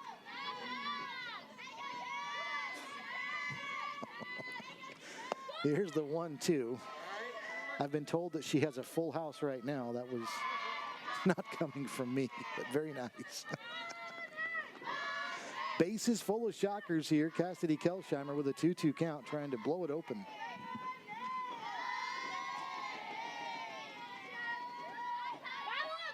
Mackenzie Wright waits on deck, but there are 2 outs here in the inning, and here comes the pitch. That's down low, and now they are full. The bases and the count. Shockers at every base, 3 balls and 2 strikes is Haley Minen trying to get Tulsa out of the inning.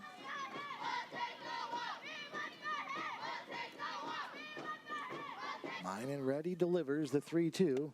Down and in, ball 4, and here comes a run. Llewellyn from third after a bases loaded walk, and the Shocker lead is 5 now at 9-4.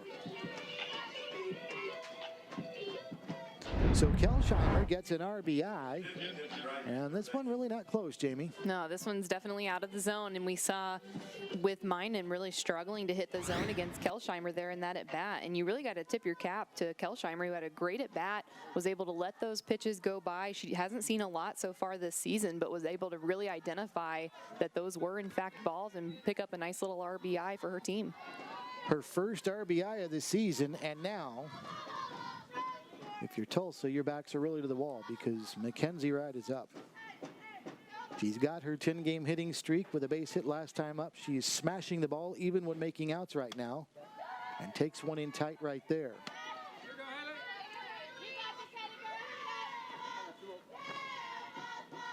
If you're thinking home run for Mackenzie Wright, she's only got 1 this season, but that came last week. So even the power stroke has come around for Mackenzie as she takes down and in, and it's 2-0.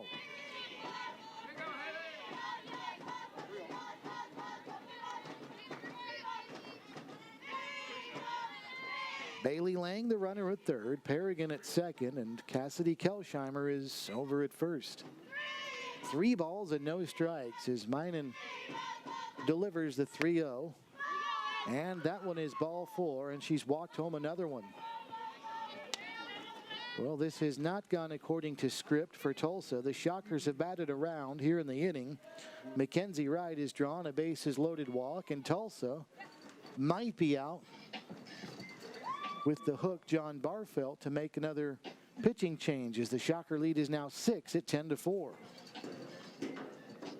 I'm sure that Barfeld's really just having a conversation with Minen about going at these hitters. You know, if you put it in the strike zone, you at least give yourself a chance to get a ground ball out here and really get yourself and your team back in the dugout. It's a cold day, as you've mentioned so far today, Steve, that it's not getting any warmer. And so if you're out in the field and you're watching a lot of balls go by, you're getting colder out there, kind of losing your focus a little bit as an infield.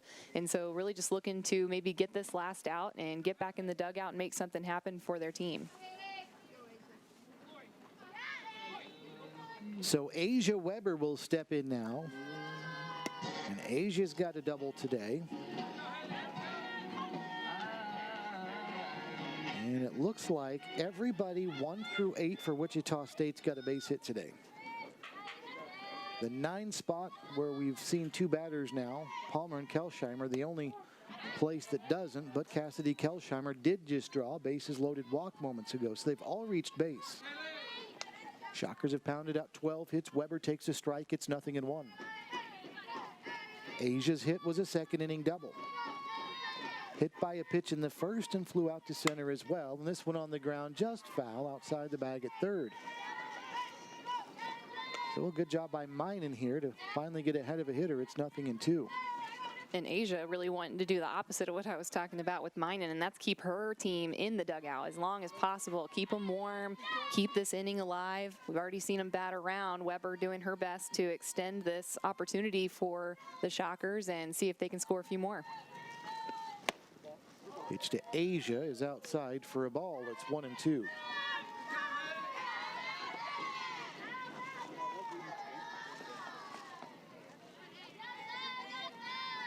Shockers in double digits in runs and hits today. Each team has been charged with an error. Here comes the 1-2, and this one is a high bouncing ball. Going to be a tough play all the way around, and they're not going to have a play, and Wichita State instead will score 2.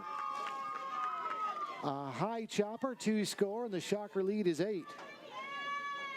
And it's now 12-4 Wichita State. We saw this happen to Wichita State earlier out toward short. Derrico fielded a high chopper, nothing she could do. This one for Neal, not easy either. That's a really tough play. You've got Cassidy Kelsheimer really in your view the whole time too, and she made a great decision. She continued to go all the way around. You see Madison Perrigan coming in to score, and then Kelsheimer coming in to score. Wichita State definitely doing what it takes to clear the bases when they've got them full. Now Lori Derrico is in. Chops one foul, 0-1 to Derrico. So the mercy rule is now in effect. If Wichita State can keep Tulsa from scoring in the top of the 5th inning, it'll be curtains on this one. And that might not be the worst thing that can happen, because there is a possibility of a rain shower and a system that might be moving in later today. And if so, could put game 3 of this series in jeopardy, if not the start of it, maybe at some point of it, so we'll see. 1 ball and 1 strike to Derrico, who had a mammoth home run to left field her last time up. That one upstairs and a snap throw to first. Weber is back.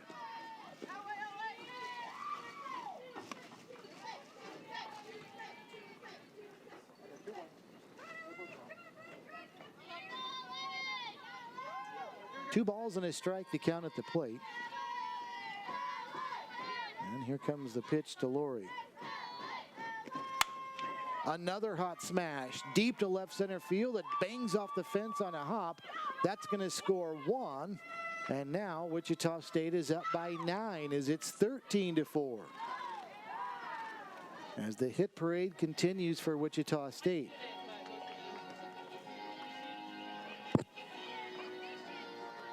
So Mackenzie Wright scores. Asia Weber is now down at third base as the Shockers not only getting a lot of hits today, Jamie, that's 14, but they are really racking up the extra base hits. And they're really putting a lot of work out there in center and left field. Both Witten in left field and center fielder Estacado have just been, like you mentioned, taking in a lot of steps, having balls coming their way.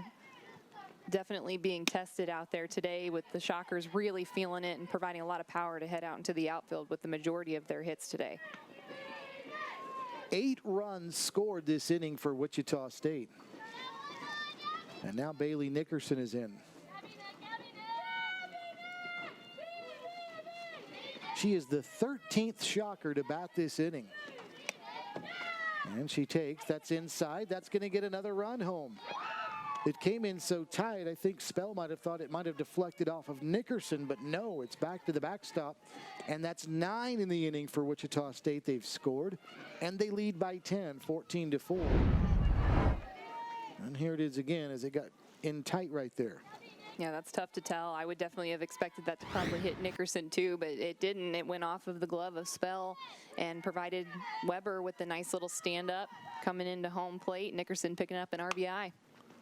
And a liner to third. That's going to do it as the ball is caught by Bryers to end the inning, but the Shockers bat around and then some. They score 9, and they lead by 10 as we go to the 5th.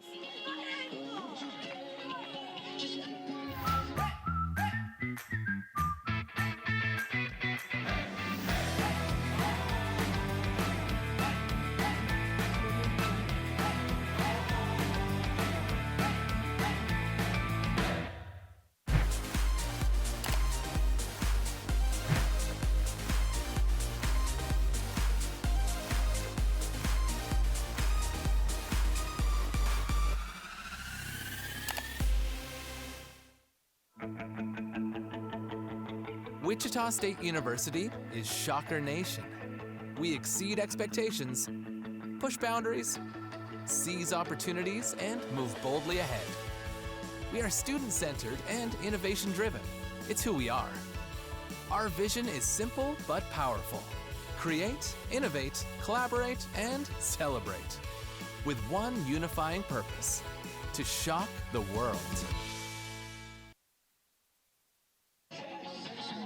Well, just when things got a little bit interesting in the top of the 4th inning, Tulsa pulled to within 4.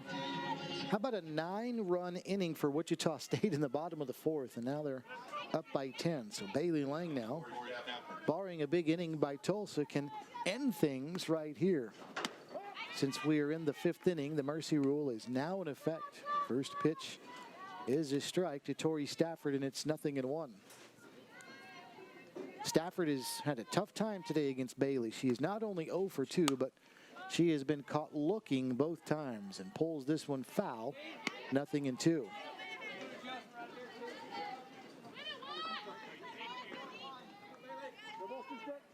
Shockers with 14 runs and 14 hits as well. Here's the 0-2. And a little number back to Lang, and she can't field it cleanly and safe at first base as Stafford. Boy, that one is a tough one right there for Bailey. It looked like a relatively routine play, and she mishandled it. Might have had a lot of spin on it. That's the one thing I think in Bailey's defense you could argue. Here it is again. Yeah, it didn't look like it was very well struck off of Stafford's bat, and you can see it here. It just had a lot of spin, and here's Bailey Lang trying to make the play and just goes right in between her legs to continue going all the way through toward the mound and getting Stafford on for the first time of the day. 0-1. The count now to Riley Spell. That is an error charge to Bailey Lang. So runner at first, Spell at the plate. And a hot shot. Derrico can't glove it. It's to the fence, and it got there in a hurry. And Tulsa is going to have runner at second. Now they're going to send a runner home, and she's going to be safe. Boy, I thought for sure, everybody did, that it would be second and third with nobody out. John Bargfeld sent the runner, or Stafford just tried to go on her own. Either way, a run scores, and now it's 14-5, and here it is again. Yeah, that's a nice piece of hit, and you see Lori Derrico kind of do a jumping jack in the air trying to make the play. Goes all the way out to center field, and you see Nickerson picking up the ball to bring it in. And really, at the end of the day, this was kind of a miscue on the Shockers, not making the attempt to come home a little bit quicker as Stafford comes in when the ball was actually in the hands of a Wichita State player. So kind of a miscue there, but again, there's a big lead going on here for Wichita State. They'll see a new pitcher coming in, Bailey Klitsky, trying to clean up the mess. So here comes Bailey Klitsky, and perhaps part of the reason the urgency for Christy Bredbenner is the weather that we talked about. We want to get 2 games in today. Here's the system that is hovering around Wichita and Kansas right now, and you can see it's moving to the east, and so there's a lot of green in there. The question is, will it hit Wichita by the time we're through? We're already in the green, though. We're that pin. Wichita is that pin right there. So we're in the system, but there's no precipitation falling. See that pin, Jamie? Now, I'm not a meteorologist, but we are in the pin, but I've not seen any rain. Not quite. Definitely got the clouds for it. The wind's picked up a little bit since the game started. We've seen a lot more bundled up players and coaches, so it's definitely colder. Haven't quite seen any of that rain yet, though. Looks like it's definitely coming our direction. Well, rain or shine, Bailey Klitsky, except for a few innings yesterday, has really been lights out for this Shocker team, and we'll see if she can make quick work of Tulsa right here and get the Shockers to the dugout in the clubhouse, and then get their sights set on Game 3 of this series. Shannon Hughes will step in. As you can see, the umbrellas are already out, and you can see a few small raindrops right there on some chairs and the seats, so maybe a little bit of moisture.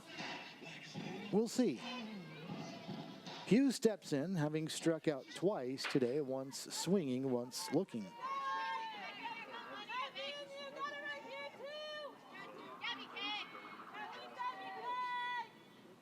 Klitsky set, and the first pitch to Hughes outside for a ball, and it's 1 ball and no strikes. Bailey came on in the 3rd inning yesterday. She pitched 3 innings, gave up 3 earned runs, 4 hits, 3 walks, and 1 strikeout. So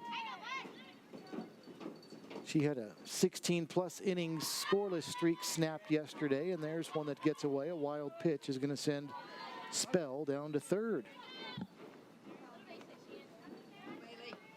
Still nobody out here in the inning, and Tulsa's already got 1 in and a runner at 3rd. Does look like it's starting to come down a little bit. It's tough to see from our view, but it definitely is going to make a difference for Bailey Klitsky as a pitcher. It's tough already just to have a really good grip on the ball each time you throw it, but when it's raining outside, it's certainly going to make a difference for her pitching. Took something off there, floated it down nicely for a strike. 2 balls and a strike.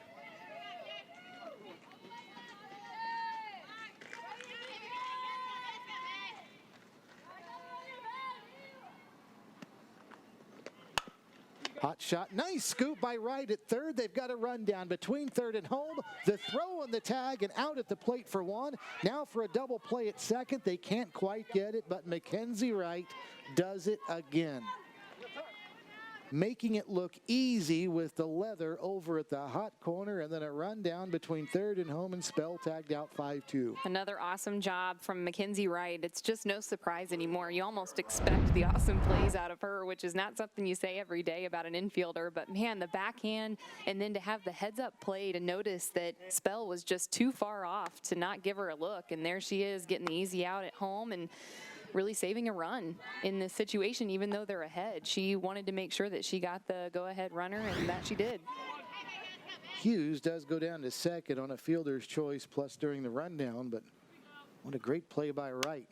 Now a hot shot up the middle. That's going to be a base hit, and Hughes is going to be held up over at 3rd base, and now down to 2nd base goes Bryers. So Sarah Bryers with the hard hit and the single, then she'll advance to 2nd on the throw, and it's now 2nd and 3rd for Tulsa.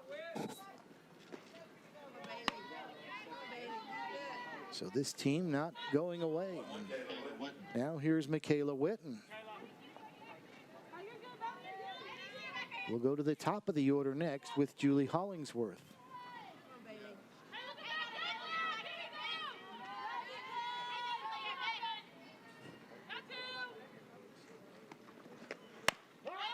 Pitch is in tight or it's in there on the inside corner for a strike. I think Witten thought it was tight, 0-1. But you get the feeling that Christy Bredbender brought Bailey Klitsky in to end this game in this half inning. If it goes beyond that, Coach Bredbender might not be the happiest camper around. 1 ball and 1 strike. That one just missed. Well, and she makes that decision for good reason. Klitsky always comes in those really clutch situations. She's a great pitcher under pressure.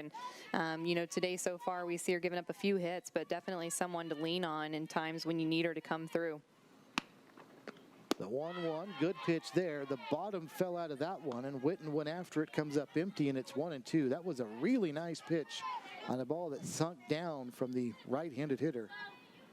Bailey Klitzky's got a killer changeup, and when she has control of it, it looks just like this one. It's tough to hit. Witten not able to lay off. It goes all the way in for the strike, out of the zone, but man, what a tough pitch. And as you said, Steve, just dropped right out of the strike zone. That's a great job from Klitzky. She comes back with one upstairs right there, so the count's now even at 2-2. Big at bat right here because, again, you go back to the top of the order. Klitzky would love to do that with 2 away. And a smash over to right at third, and the throw will be to first, and the throw is not in time. So now Tulsa's got him loaded as we send it back to the top of the order. Well, Wright did a good job right there, at least to keep it from getting by her, but check the runner at third. Hughes was still there, then throw to first a little bit late, and here's Julie Hollingsworth.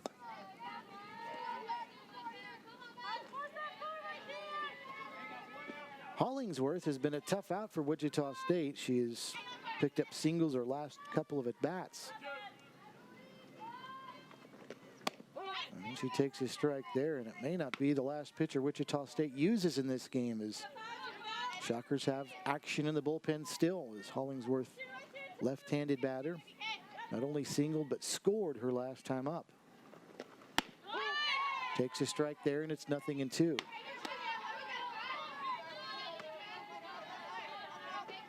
And there's a look at the bullpen. That's Mackenzie Weber out there getting some pitches in. She's been one that's seen some limited innings for Shockers so far this season. Hot smash to second and a throw out at first base, and that's the ball game. Kaylee Hecker almost hesitated because she looked at second and then threw to first just in the nick of time, and Wichita State gets the win via the mercy rule. 15-4 as the game ends on a 4-3 double play. And that'll take care of Tulsa here in game number 1. We'll be back to wrap it up right after this.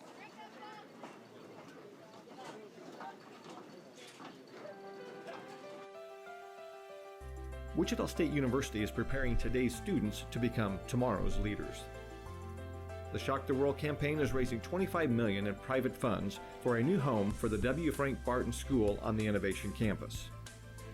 Invest today in tomorrow's business leaders by calling 316-978-4076 or visit www.wichita.edu/shocktheworld.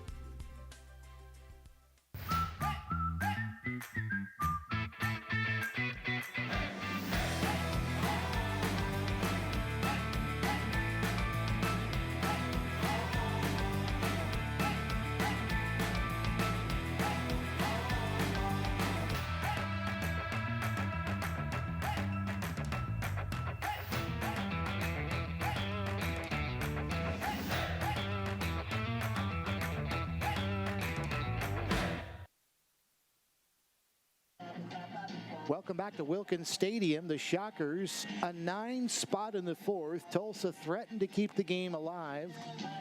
In the top of the 5th inning, they had him loaded with 1 away, but a double play ends the game, and Julie Hollingsworth hit one right on the screws, but right to Kaylee Hecker. As you can see, Jamie, the throw to first just in the nick of time. It was a great play. Hecker is an awesome infielder, and she did just that. Made sure to get those 2 outs as quickly as possible so that Wichita State and Tulsa could go in and get dry before game number 3.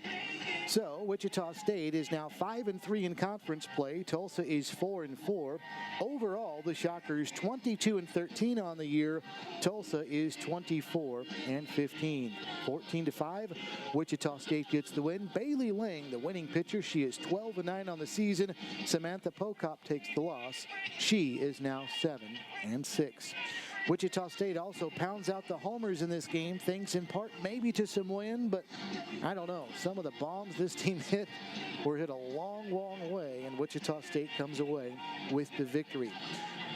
Well, they're rolling the tarp out here as, again, we've got rain now that is falling here at Wilkins Stadium. Game 2 scheduled for 30 minutes from now. That would be at about 4:18. However, with the rain, that probably will delay this because they'll have to pull the tarp off once the rain stops, and then get the field ready for the 30 minutes between games. So it could be a while. So we will leave you now. And my best suggestion would just be to stay tuned to GoShockers.com. Follow the Shocker softball team on social media. I know many of you do. You can get some updates there. But it looks like it's going to be longer than 30 minutes since they are rolling the tarp out between games. So we will break for now. We will leave you. Stay tuned. We'll join you at some point for Game 3, hopefully tonight from Wilkins Stadium. Shockers get the 9-point win, though, 9-run win in Game 1, and we'll find out when Game 2 starts after a while. Jamie, good to see the Shockers bounce back with the bats, though. Definitely, and we'll see if they can do the same thing against a really dominant pitcher in Watson in Game 3. All right, so for Jamie Hull, I'm Steve Strain. Thanks to our great crew, Greg Mathias and the crowd, and the crew braving the elements here today in a windy one and now a rainy one. We'll talk to you again later this afternoon from Wilkins Stadium.